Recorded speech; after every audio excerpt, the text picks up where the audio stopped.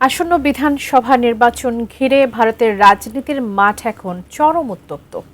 পশ্চিমবঙ্গের ক্ষমতাসীন দল তৃণমূল কংগ্রেস ও বিজেপি নেতাদের মধ্যে পাল্টাপাল্টি বক্তব্য, সমাবেশ আর বিক্ষোভে সেই উত্তাপ ক্রমেই বাড়ছে। শুধু তাই নয়, উত্তপ্ত পরিস্থিতির মাঝেই এবার ফাঁস হলো প্রধানমন্ত্রী নরেন্দ্র মোদীকে হত্যার ভয়ঙ্কর এক ষড়যন্ত্র, যে ঘটনায় দেশ জুড়ে সৃষ্টি হয়েছে তীব্র চাঞ্চল্যের। তবে কিভাবে এবং কে হত্যা করতে চেয়েছিলেন মোদীকে, বিস্তারিত জানাচ্ছেন এসআই রাজ। ভারতের পশ্চিমবঙ্গ বিধানসভার আসন্ন নির্বাচন ঘিরে জমে উঠেছে প্রার্থীদের প্রচারণা। তৃণমূল কংগ্রেস থেকে শুরু করে কংগ্রেস, সিপিএম, বিজেপি সব দল এখন জোরে সোরে প্রচারণা চালাচ্ছে। সেই সঙ্গে চলছে তীব্র কথার লড়াই। এর মধ্যে ভারতের প্রধানমন্ত্রী নরেন্দ্র মোদীকে হত্যার ষড়যন্ত্রের তথ্য ফাঁস হয়েছে। ওই পরিকল্পনার অভিযোগে দেশটির বিহারে এক তরুণকে গ্রেপ্তার করেছে পুলিশ। গ্রেপ্তারকৃত ওই যুবক যুক্তরাষ্ট্রের একটি গোয়েন্দা সংস্থাকে ইমেইল করে অর্থের বিনিময়ে মোদীকে হত্যা করার প্রস্তাব দিয়েছিলেন বলে অভিযোগ উঠেছে। এই ঘটনায় ভারতে সৃষ্টি হয়েছে ব্যাপক চাঞ্চল্যের। তদন্তে উঠে এসেছে অর্থের লোভে তিনি এই প্রস্তাব দিয়েছিলেন এবং নির্দিষ্ট সময়ের মধ্যেই তা বাস্তবায়নের অর্থাৎ মোদীকে হত্যা করা হবে বলে জানিয়েছিলেন। দেশটির সংবাদ মাধ্যম দ্য প্রিন্ট বলছে, বিহার পুলিশ গত সপ্তাহে ২২ বছর বয়সী এক যুবককে গ্রেপ্তার করেছে। অভিযোগ অনুযায়ী গ্রেপ্তারকৃত ওই যুবক যুক্তরাষ্ট্রের সেন্ট্রাল ইন্টেলিজেন্স এজেন্সি বা সিআইএ কে ইমেইল করে অর্থের বিনিময়ে প্রধানমন্ত্রী নরেন্দ্র মোদীকে হত্যা করার প্রস্তাব দিয়েছিলেন। অভিযুক্ত ওই যুবকের দাবি ছিল ২২ দিনের মধ্যেই তিনি মোদীকে হত্যা করতে পারবেন। দেশের মানুষকে প্রতিদিন সুরক্ষিত রাখার প্রত্যয় নিয়ে এলো সেফ রাউন্ড সুইচ। অভিযুক্ত ওই যুবকের নাম আমান তিওয়ারি। তিনি বিহারের বক্সার জেলার আরাবিয়া গ্রামের বাসিন্দা। তিনি তার বাবাকে মন্দিরে পৌঁছে দিয়ে বাড়ি ফেরার সময় গত ৮ এপ্রিল গ্রেপ্তার হন।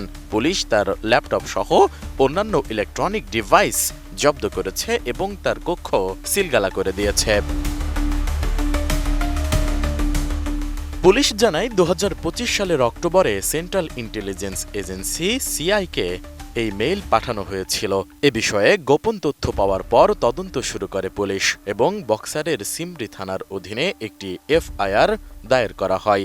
বক্সারের police super Shubham Arya the প্রিন্টকে বলেন, বেকার এই যুবক সিআইকে ইমেইল পাঠিয়ে ভারতের প্রধানমন্ত্রী নরেন্দ্র মোদীর নিরাপত্তা ভঙ্গ করার বিনিময়ে অর্থ দাবি করেছিলেন। সে বলেছিল মাত্র ২২ দিনের মধ্যেই এই কাজটি সম্পন্ন করতে পারবেন তিনি। इन्होंने ही जो है यूएस की जो सेंट्रल इन्वेस्टिगेशन एजेंसी होती है, इंटेलिजेंस एजेंसी यानी कि सीआईए, उनको जो है इन्होंने इस तरह का एक सूचना दी थी। इसमें इन्होंने ये लिखा था कि आप हमें इतना कुछ पैसा दीजिए और हम माननीय प्रधानमंत्री को जो है जानलेवा हमला उन पर कर सकते हैं। इसकी इन्होंने उनको जो है सूचना दी थी और उसके लिए उन्होंने 22 दिन बोला था कि हम 22 दिन में ये मुमकिन कर पाएंगे। उसके बाद में ही हम लोगों को जो है सूचना जो है गुप्त सूत्रों से हम लोगों को प्राप्त हुई और हम लोगों ने इसमें छापेमारी की। इसमें 3 लोग मुख्य रूप से इनकी जो है भूमिका आई है।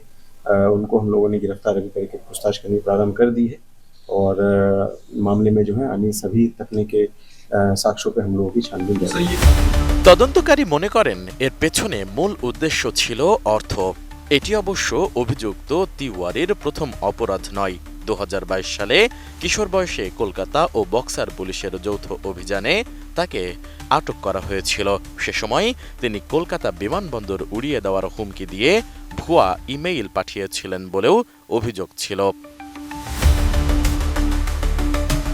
এদিকে বর্তমান মামলায় আরও ২ জনকে আটক করা হয়েছে। পুলিশ জানায় তাদের সম্পৃক্ততা যাচাই করা হচ্ছে। এছাড়া তিওয়ারির পরিবারের সদস্য ও ঘনিষ্ঠদেরকেও জিজ্ঞাসাবাদ করা হচ্ছে বলে জানায় পুলিশ। এসআই রাজ, এটিএন নিউজ।